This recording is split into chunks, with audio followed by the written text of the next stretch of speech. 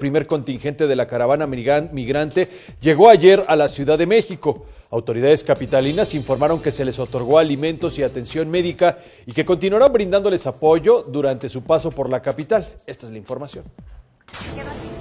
La pobreza. Esta es solo una de las razones por la que Osmar Murillo salió de Honduras sin dinero, dejando a sus hijos y a su familia la suerte de la Mara Salvatrucha, que lo busca para que se integre a su pandilla.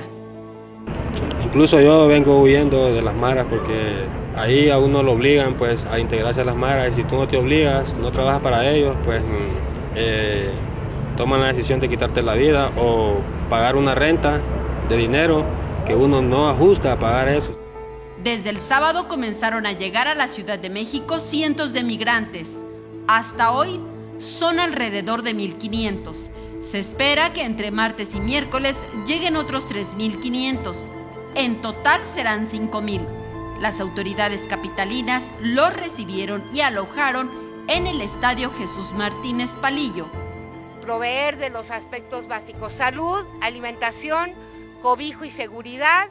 Y también, muy importante, están todas las agencias de Naciones Unidas aquí, empezando por ACNUR, en donde vamos a empezar a dar información para que la gente pueda, de manera informada, tomar las decisiones que necesite tomar.